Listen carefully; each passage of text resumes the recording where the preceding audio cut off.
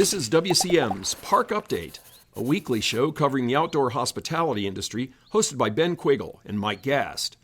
During each episode, you'll hear from special guests and campground experts on topics that will help your park flourish. WCM's Park Update is a production of Woodall's Campground Magazine. Hi, I'm Ben Quiggle, editor of Woodall's Campground Magazine, and this is another edition of WCM's Park Update, sponsored by Book Outdoors. And my esteemed colleague, Mike Gast, former Vice President of Communications of Campgrounds of America, is here. And then our guest today is somebody that I see all over the place, Joanne DelVescio, the Executive Director of the New Jersey Campground and Lodging Association. Is that pretty close? Campground Outdoor Lodging Association. Outdoor Lodging, there you go. Yeah, we changed our name probably 5 or 6 years ago. Yeah. To add outdoor lodging in there because so many of our campgrounds were, having all kinds of outdoor lodging and not just RV and tent camping. Yeah. Yeah, I mean, it's amazing how much of that's been going on as well across the country. So, and then you're also the organizer of the Mid-Atlantic Campground Conference and Trade Show, and which used to be held in Delaware at the Dover Downs, and then COVID came and you guys kind of shifted more towards Florida, and this year it's going to be held at the Wyndham Garden Lake Buena Vista Disney Springs Resort area in Lake Buena Vista, Florida. So that's in the Orlando area, right? Yes. Yes. Right. Okay. It's in walking distance to Disney Springs. Yeah, that's a long name. Wyndham Garden Lake Buena Vista Disney Springs Resort area. So it's close to Disney though. And you guys have a lot of interesting things planned for the conference. I guess why are you doing it in Florida? I guess that's one of the questions I always get from campground owners who hear about the conference. They're like, why are they doing it in Florida? Well, we started doing it in Florida COVID year when the governor shut down New Jersey and Florida was open. The board made a decision to go down to Florida, and so we did, and it was successful, and we've been down there for the last couple of years, and they voted to have it in Florida again for 2024. And, although it's the Mid-Atlantic Conference, I mean, there's no geographic area that is, that can't join us at the conference. The conference is very general as far as information goes. We don't do state-specific information. We never really did, even when we were down at Dover Downs, because we had Maryland, New Jersey, and Delaware were the primary states. So, so it's open to anyone that wants to join us at the conference. We try to make sure that our educational sessions are, of interest to anyone who might come.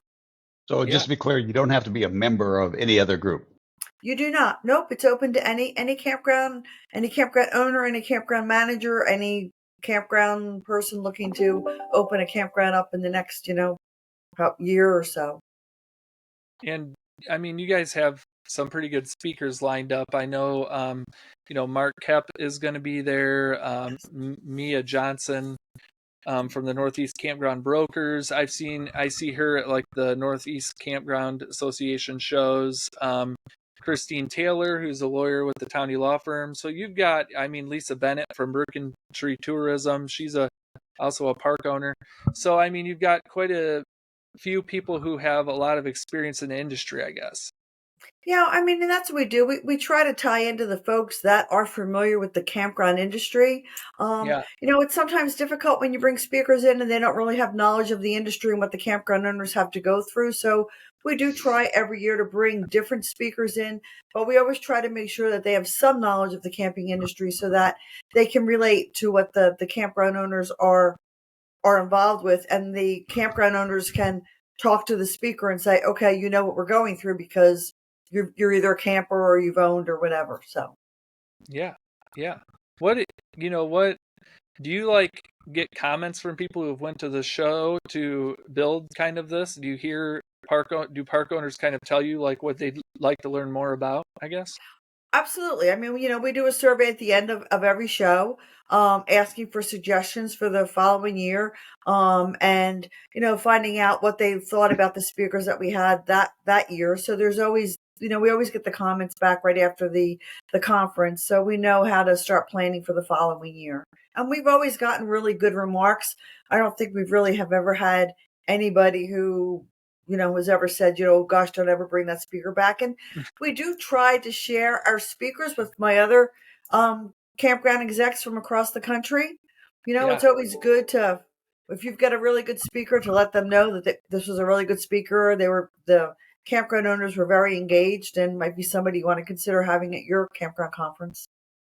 Yeah, definitely. What's happened with the expo part of the show for the last few years? Is it grown again this year?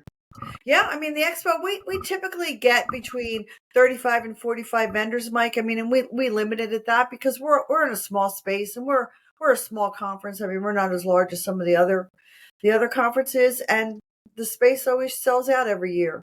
And I limit, when we look at the people who want to exhibit, we only allow 2, maybe 3 if the product is really unique, of the same type of product, so that folks aren't looking at only software companies, only reservation companies, only, so we really do try to give a nice mix of exhibitors at the conference. Any outdoor displays at all? We do have we do Lancaster log cabins. We're trying to, because we are technically on Disney property. It's been quite a process trying to get a permit to put a cabin in the parking lot. So we again spoke with them again yesterday. The permit has not come through yet, but we are keeping our fingers crossed that we're going to get something soon. The mouse rules. You can't beat the mouse. Definitely rules down there. And we've been working on this permit since October. Oh, you can call a governor now. Yeah, you can call the governor.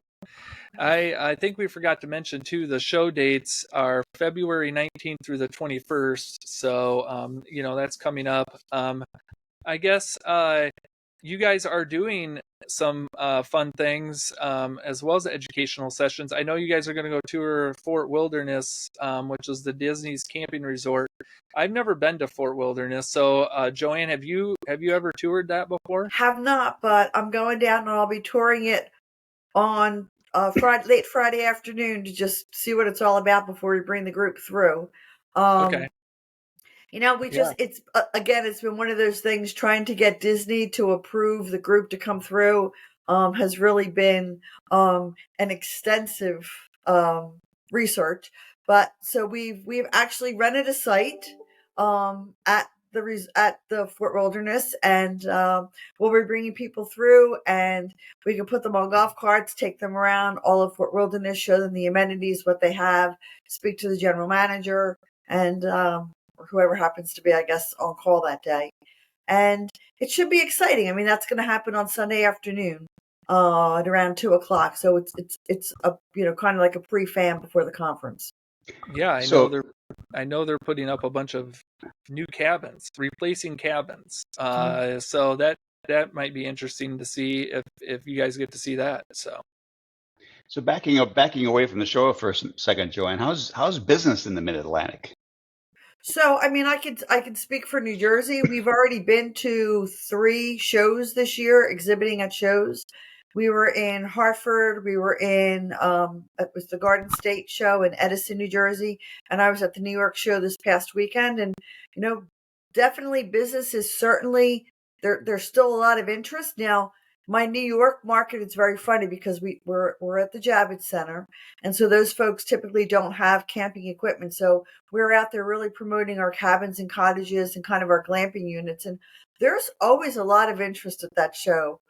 Folks want to get out of the city, and that is the information that we're providing them. And the Hartford show was a good show this weekend. Thankfully, no weather.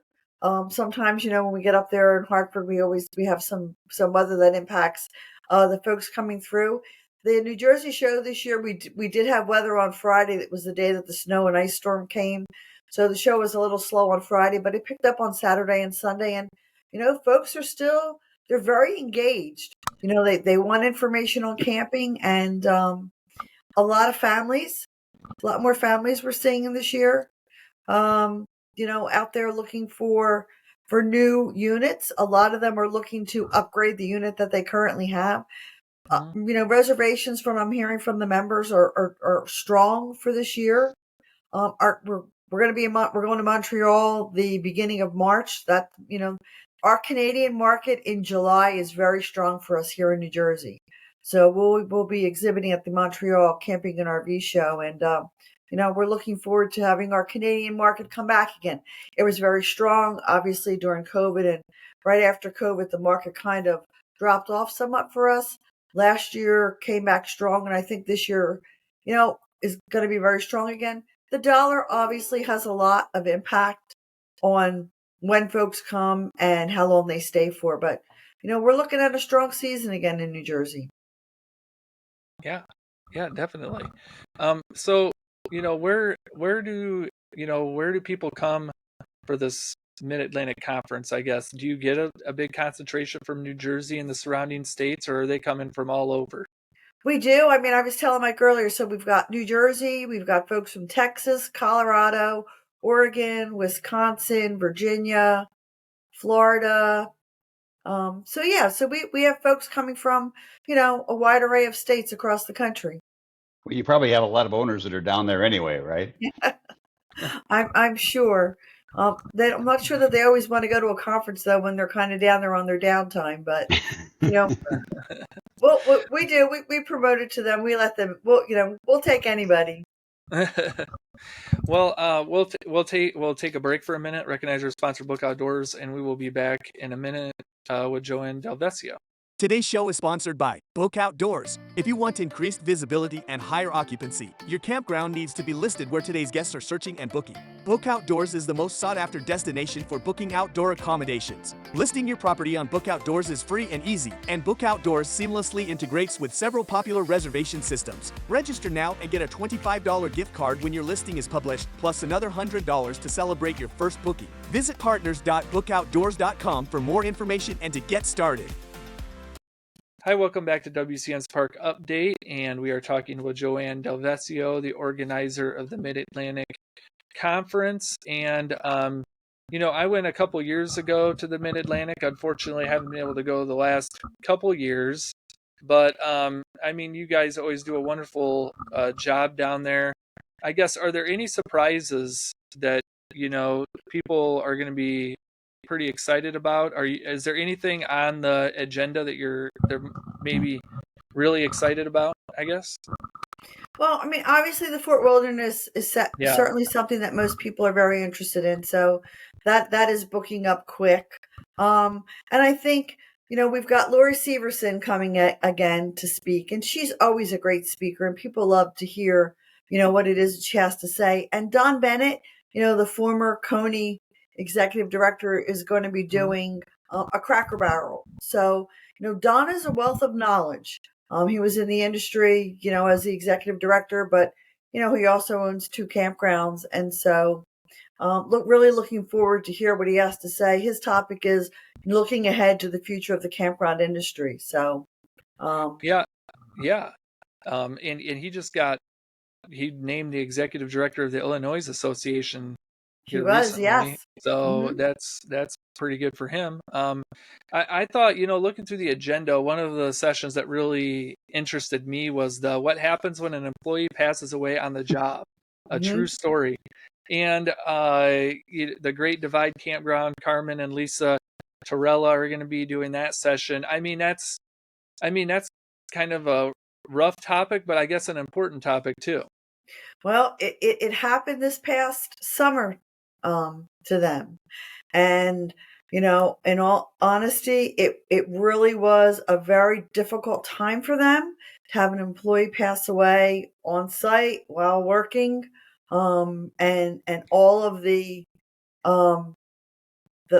paperwork that had to be taken care of, and then taking care of the family and the other employees and all of the campers that were there that knew this employee. So that session is going to be really something that's going to come from the heart. It sounds like a real window into the need for disaster planning on campgrounds in general. I used to do that for KOA, and it was always a tough pull because you don't need it until you need it, and it's something you really got to give some forethought to. So that's a great session. So we're looking forward to hear what they have to say. And like you said, disaster planning. I mean, we've had those seminars a few times, and it is, as you said, Mike. It's really, really important that you're prepared for the unexpected. You never know what's going to happen, and like this session, I think will be a real eye opener for folks. God forbid that it should happen on their property. How do you, as a conference organizer, obviously I go to a lot of conferences, you go to a lot of conferences, and we hear a lot of marketing sessions. Okay. I think every conference has some form of like a social media or marketing. How do you keep those interesting and ensure that, campground owners still want to go to those sessions, I guess, because is there a risk of like repeating the same information over and over and over again, I guess? No, I mean, I will tell you that with our conference, I make sure that we change up our speakers and we change up our topics. Chat GPT and AI is something that we are talking. We have a session on this year because obviously it is something that is out there. Everyone seems to be using it. You need to be very careful when you're using it. So we do have a specialist who's coming. Wendy Sellers is going to be talking about that. It could be something that's beneficial to the campground. You just have to remember how to use it, the context that you need to use it, and making sure that the information that you're pulling is accurate. So I think that's a really important session that we're doing this year. And then Mark Hope is going to be doing a session on influencers. Not a lot of campground owners are familiar with influencers and the impact that they could have on their campground. So that's a session we've not talked about influencers in the past at the Mid-Atlantic, and I just thought that this year it would be a good time to introduce that type of marketing to the campground owners in case there's people that would like to use it. Do you guys use influencers for the New Jersey Association or any of the marketing efforts you do for the association? Is that something you talked about? Or? We are going to be using it this year. Yes, we are. Okay.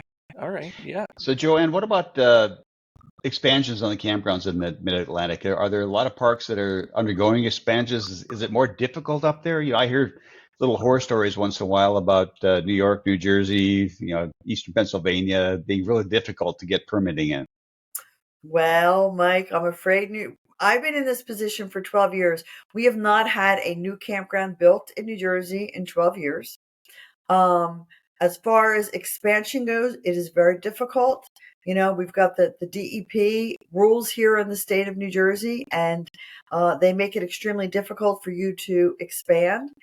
I will tell you that tomorrow I've been invited to speak to a committee of our state legislature, and one of the topics are going to be, there's got to be something that can be done to help not just the campgrounds, but businesses in general through the permitting process in New Jersey. It's really difficult, and it's certainly time consuming. It's very expensive, and it could take 3, 5, 7 years before you can get, a site done. And it just really doesn't make sense. There really is no reason for it. Campgrounds in New Jersey are highly regulated. So, there are all types of inspections. So we are really going to try to work through the legislature. We have 37 new legislators that were voted in this year in New Jersey. So we're really going to try to work with some of them to give them a better understanding of what the campground industry is to the state of New Jersey, and maybe help us along with some of the overregulation and the burdensome regulation that we have in New Jersey. Yeah, definitely. What does do you see the industry, kind of staying on the same path it is over the next couple of years, or do you think things are gonna go up or down? I guess, what's your opinion on how things are going at the moment, I guess?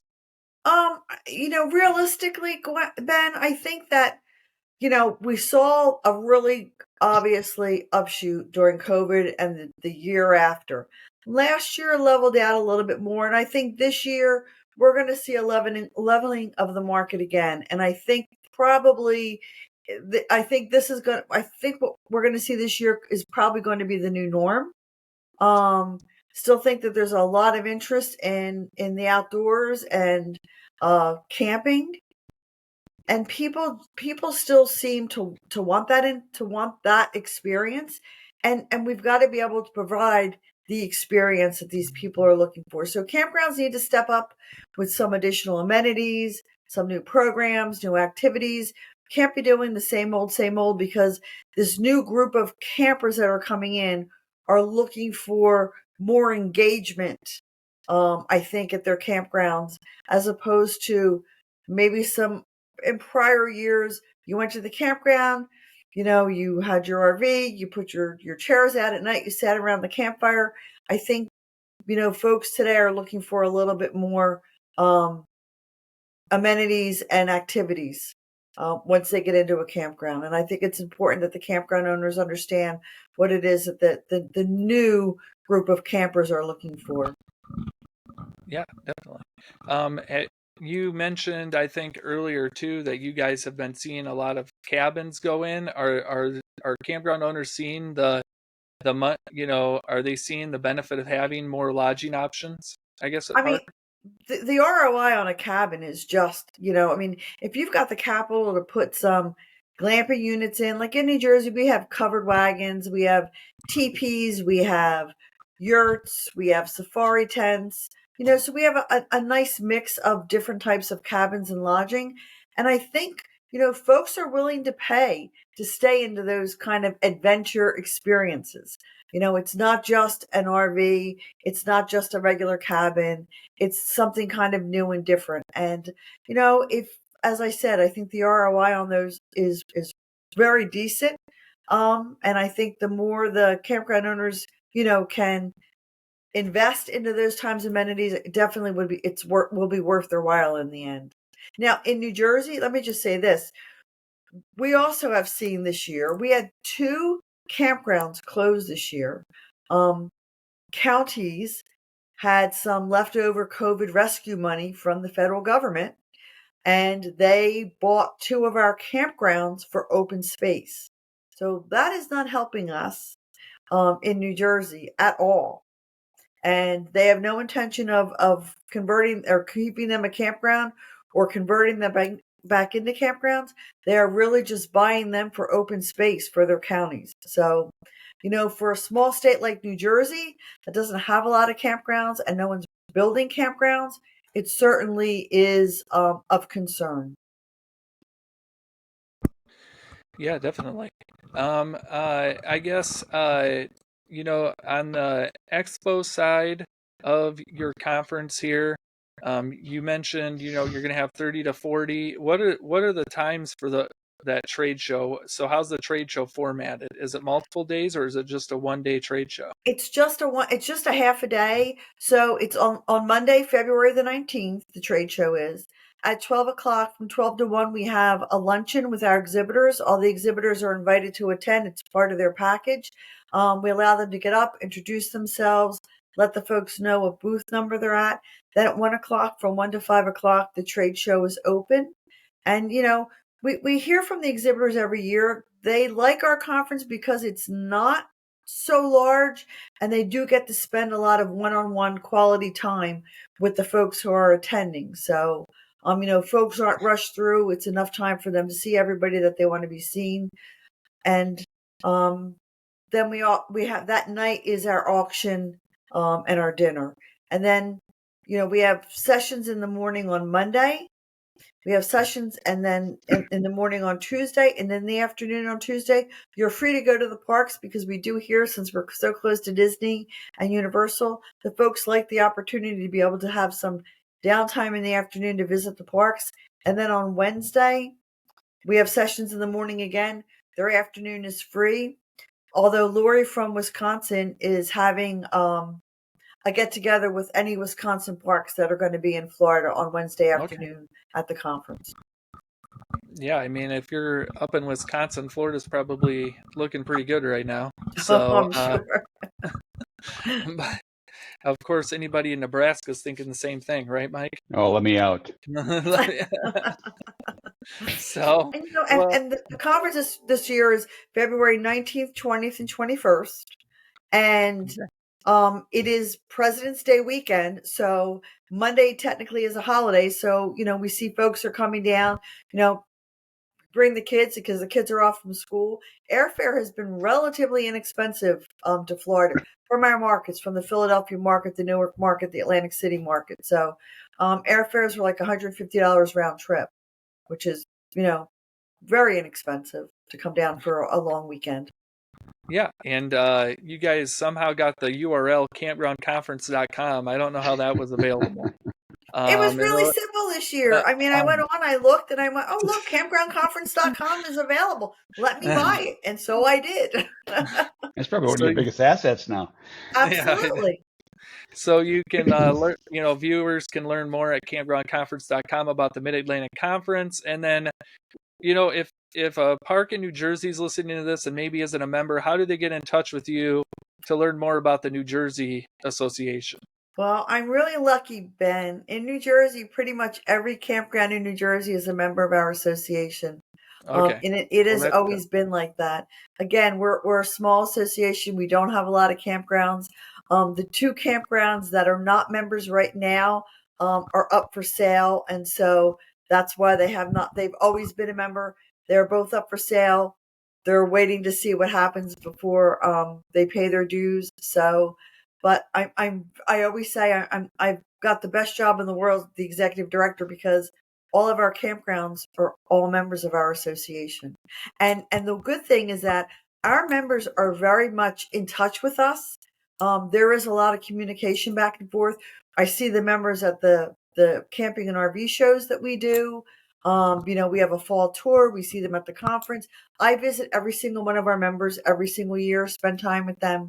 So, but, you know, certainly you can reach me at Joanne at joanne@campingnj.com for the, you know, just the New Jersey Campground Association, and then info at campgroundconference.com for any information on the conference, or visit the website campgroundconference.com.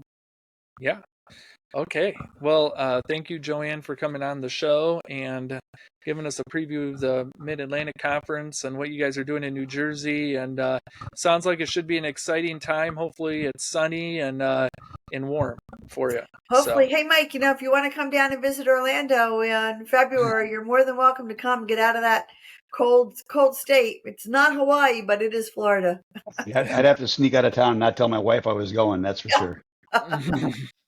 All right. Thanks, guys. Appreciate it. Mid-Atlantic Conference, February 19th through the 21st. Yeah. Well, thank you so much. And thanks, everyone, for watching. And we will be back again next week. Thank you for listening to WCM's Park Update, a production of Woodall's Campground Magazine. Join us for a new show each Tuesday at 3 p.m. Eastern on Facebook, YouTube, and wherever you listen to podcasts. Follow us on Facebook and LinkedIn for daily news and updates, and subscribe to our news feed on our website at woodallscm.com. Show hosts are Ben Quiggle and Mike Gast. Executive producers Rick Kessler and Alex Burkett. Copyright 2022, G&G Media Group.